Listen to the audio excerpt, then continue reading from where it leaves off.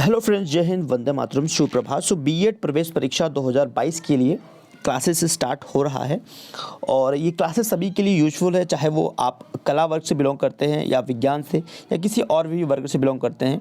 ठीक है, तो स्टार्ट करते हैं। जीके का ये टेस्ट है, तो सभी क्वेश्चंस इंपॉर्टेंट है, आप लोग इसको करेंगे और सेशन पसंद आता है तो लॉग भी करेंगे। इनमें से कौन से आंदोलन का स्लोगन है पारिस्थितिकी अस्थायी अर्थव्यवस्था? ये स्लोगन है, पहली चीज समझें, ये स्लोगन है। तो ये पूछा गया है कि कौन से आंदोलन का ये स्लोगन है। माय डियर फ्रेंड्स, कौन से आंदोलन का ये स्लोगन है? ये है आपका चिपको आंदोलन। ठीक है, अब ये समझते हैं चिपको आंदोलन था क्या एक्चुअली में। चिपको आंदोलन एक पर्यावरण रक्षा का आंदोलन था। यह भारत के उत्तराखंड राज्य में किसानों ने वृक्षों की कटाई के विरोध में किया था। उत्तराखंड राज्य जो कि उत्तर प्रदेश से पृथक हुआ था, उत्तर प्रदेश से अलग हुआ था और एक अलग राज्य बन गया था उत्तराखंड। तो ये जो आंदोलन हुआ था ये आपका उत्तराखंड में हुआ था। आपसे ये भी पूछ सकता है कि चिपको आंदोलन किस राज्य में हुआ था, ये भी आपको याद रखना है। ओके डियर, क्लियर हुआ? तो वे राज्य के वन विभाग के ठेकेदारों द्वारा वनों की कटाई का विरोध कर रहे थे। कौन लोग? किसान लोग कर रहे थे। ठीक है, चिपको आंदोलन पर्यावरण रक्षा से संबंधित था, किसानों के द्वारा इसको आंदोलन किया गया था। क्लियर है? और इसका स्लोगन याद रखिएगा, पारिस्थितिकी अस्थायी अर्थव्यवस्था। चलिए मूव करते हैं next question. Red data book इनमें से प्रकाशित करने का कार्य कौन करता है? देखिए डियर, मैं आपको बताऊं, यहाँ से दो क्वेश्चन बनता है। रेड डाटा बुक से आप लोगों ने हमेशा देखा होगा, दो क्वेश्चन यहाँ से बनता है। एक क्वेश्चन ये बनता है कि रेड डाटा बुक्स एक्चुअली में है क्या। तो मैं आपको बताऊं कि रेड डाटा बुक जीवों की प्रजातियों का रिकॉर्ड रखते हैं। कोई भी जीव है, ठीक है, उनकी प्रजातियों का रिकॉर्ड जो रखा जाता है वो रेड डाटा बुक्स में रखा जाता है। पहली चीज याद रखिए। दूसरी चीज याद रखिए कि प्रकाशित कौन करता है इसको। ठीक है, प्रकाशित कौन करता है? तो international union for the conversion, ठीक है, नेचर, तो ये इसको प्रकाशित करता है। ठीक है, तो दो क्वेश्चन यहां से समझ में आ गया एंड आई होप आपको समझ में आ गया होगा रेड डाटा बुक्स के बारे में। क्लियर है? चलो, हाउस ऑफ कॉमन्स में चुने जाने वाले पहले भारतीयों का नाम।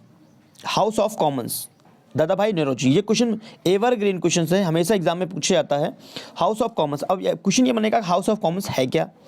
House of Commons UK, United kingdom का या पार्लियामेंट का एक हाउस है। ठीक है, जैसे कि हमारे यहाँ संसद है। ठीक है, संसद के दो भाग हैं, एक है राज्यसभा, एक है लोकसभा। क्लियर है? उसी प्रकार यूके का भी संसद है, उसका एक हाउस है। ब्रिटेन के हाउस ऑफ कॉमन्स में पहुंचे थे दादा भाई नौरोजी और पहले पर्सन है, फर्स्ट इंडियंस हैं। और एक समय तो ये महात्मा गांधी से बड़े लीडर थे। ठीक है, काफ़ी गरीब परिवार से बिलोंग करते थे और ब्रिटेन की संसद में पहुंचकर अपना अलग मुकाम बनाया था। तो ये क्वेश्चन आपके लिए इंपॉर्टेंट है, एग्जाम में आएगा। नेक्स्ट क्वेश्चन देखते हैं। सबसे पहला आर्यभट्ट भारत का इनमें से कौन सा साल छोड़ा गया था? 1975। आइए समझते हैं आर्यभट्ट के बारे में। आर्यभट्ट, पहले मैं आपको बता दूं कि अगर क्वेश्चन ये बनता है कि जीरो का आविष्कार किसने किया था या जीरो हमें किसने दिया, तो आर्यभट्ट ने दिया था। ठीक है, ये क्वेश्चन तो आप लोग का एवरग्रीन क्वेश्चन है, याद होता है हमेशा। आर्यभट्ट भारत का पहला उपग्रह था। ठीक है, अच्छा, जो हमारा पहला उपग्रह था ना, किसके नाम पर रखा गया था? खगोल शास्त्री के थे, भारतीय आर्यभट्ट इनका नाम था, इन्हीं के नाम पर पहला उपग्रह रखा गया। और इस उपग्रह को लॉन्च करने में हमारी मदद किया था सोवियत संघ, रूस। 19 अप्रैल 1975 को कॉमस 3M प्रक्षेपण वाहन द्वारा का स्पुतनिक यान से प्रक्षेपित किया गया था। तो आपके लिए ये भी है, ठीक है, इंपॉर्टेंट है, याद रखिएगा ये क्वेश्चन, वेरी इंपॉर्टेंट। संयुक्त राष्ट्र सुरक्षा परिषद के कितने प्रतिनिधि हैं? 5। ठीक है, ये तो अस्थायी होते हैं, और भारत इसका पार्ट नहीं है। ठीक है, 5 देशों में अगर बात करेंगे तो आपका अमेरिका, चीन, ब्रिटेन, रूस और फ्रांस। हालांकि भारत इसमें आ जाता, ठीक है, लेकिन ये जो चीन है ना, ये बार बार हम लोग को अड़ंगा लगा देता है, क्योंकि इन्हीं 5 देशों के पास वीटो पावर है। ठीक है, और भारत जो है वो अस्थाई नहीं है, अस्थाई है। ठीक है, अस्थाई है भारत। क्लियर है? चलो मूव करें। कुतुब मीनार का नाम इनमें से किसके नाम पर रखा गया? देखो, इसमें इसको लेके, नाम को लेकर ना बहुत बड़ा विवाद हमेशा रहता है। इतिहासकार जितने भी हुए हैं उनमें यही देखा गया है।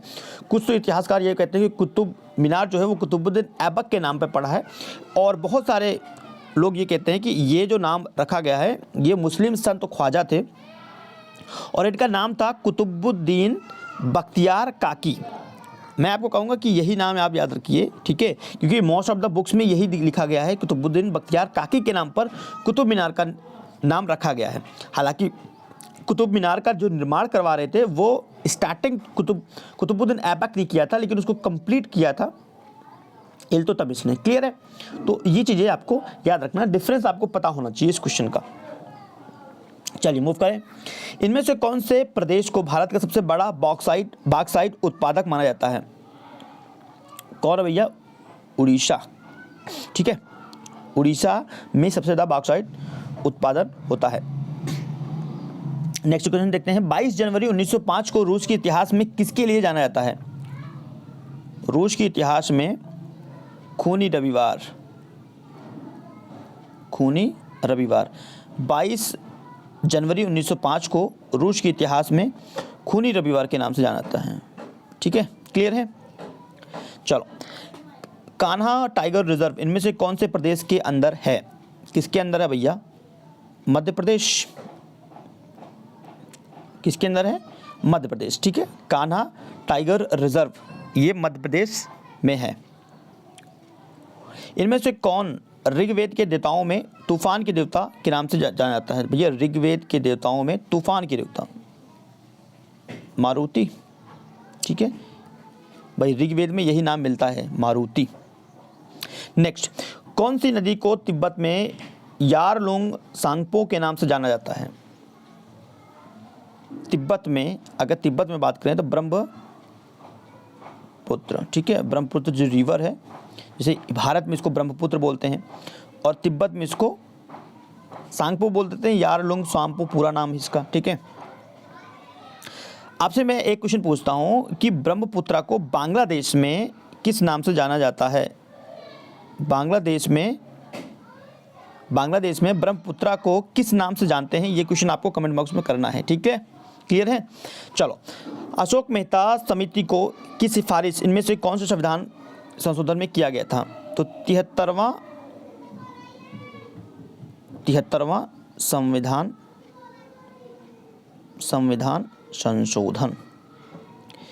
इस क्वेश्चन को कभी मत भूलना, क्योंकि ये क्वेश्चन कभी भी ये आपके एग्जाम में आ सकता है। अशोक मेहता समिति जो सिफारिश किए थे वो किए थे 73वां संविधान संशोधन के लिए। क्लियर है? चलिए मूव करें। प्रथम पंचवर्षीय योजना में से कौन से साल प्रारंभ हुआ था? Evergreen questions but easy. 1951। ठीक है, 1951 ईस्वी में।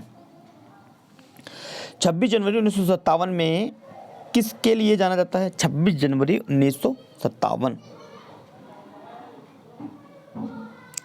जम्मू कश्मीर का संविधान अस्तित्व में आया था। इस दिन, किस दिन?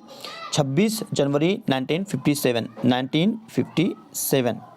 ठीक है, इसको भूलना मत डियर। 1857 नहीं, करीब 100 साल के बाद की बात है ये। 1957 में जम्मू कश्मीर का संविधान अस्तित्व में आया था। 1857 की जो फाइट आप लोग जानते ही हो, स्वतंत्रता संग्राम बोलते हैं इसको। देखो, कौन सी इकाई में समताप मंडल की ओजोन गैस की परत की मोटाई को मापा जाता है? तो डॉप्सन इकाई, ये याद रखिएगा, इंपॉर्टेंट है। कौन सी इकाई में नापते हैं हम लोग? डॉप्सन में समताप मंडल की ओजोन गैस की जो परत होती है उसकी मोटाई को नापा जाता है। कालिदास के कौन से नाटक में परुरवा और उर्वशी के प्रेम की कहानी का वर्णन मिलता है? यह है आपका विक्रमोर्वशियम। नेक्स्ट, भारत की अस्थायी सीमा लगभग 15,200 किलोमीटर तक है। भारत की सबसे अधिक लंबी स्थलीय नाम याद रखिएगा, स्थलीय। ठीक है, इनमें से कौन से देश के साथ साझा करता है? तो वो बांग्लादेश है। देखो, तन्न मिश्र का नाम बदलकर तानसेन किसने रखा था? एवरग्रीन क्वेश्चंस हैं। तानसेन नाम पड़ा था और इसको रखा था भैया, ग्वालियर के राजा थे विक्रमजीत सिंह, इन्होंने तन्न मिश्र का नाम बदलकर तानसेन रख दिया था। किन के बीच 1957 के दौरान राज्यों के पुनर्गठन के दौरान हैदराबाद का विभाजन हुआ था? हैदराबाद का विभाजन हुआ था, ये हुआ था आपका आंध्र प्रदेश, महाराष्ट्र और कर्नाटक के बीच में। क्लियर? भारत में पहली बार स्तरीय स्तर पर असहयोग आंदोलन कब शुरू हुआ था? 1920 में। एवरग्रीन क्वेश्चन है, और रिपीट होता है कई बार। साल 1917 की रूसी क्रांति की शुरुआत इनमें से कहाँ से हुआ था? डियर, बहुत इंपॉर्टेंट क्वेश्चन है। जो रूसी क्रांति स्टार्ट हुआ था 1917 में, वो पेट्रोग्राद से स्टार्ट हुआ था। पेट्रोग्राद, ठीक है। तो ये सेशन अगर आपको पसंद आया हो, अगर आपको ये समझ में आ रहा है, वन लाइनर क्वेश्चंस अगर आपको समझ में आ रहा है तो आप लोग कमेंट कर सकते हो, ठीक है, कि ऐसे ही चलेगा क्लास। और 4 ऑप्शंस, अगर ऑप्शंस ऑब्जेक्टिव आपको चाहिए तो 4 ऑप्शंस के साथ अवेलेबल हो जाएगा क्वेश्चंस, ठीक है। तो आप लोग कमेंट कर देना जैसे भी आपको अच्छा लगता है। बेल आइकन को प्रेस कीजिए अगर आप चैनल से जुड़ते हैं, और इन फ्यूचर में भी आपको बेनिफिट होगा, चाहे वो करंट अफेयर होगा, चाहे वो जीके संबंधित होगा, चाहे वो हिंदी संबंधित होगा, आपको क्लासेस मिलेगा। Thank you for watching this video. Next video फिर से मिलते, तब तक के लिए धन्यवाद फ्रेंड्स।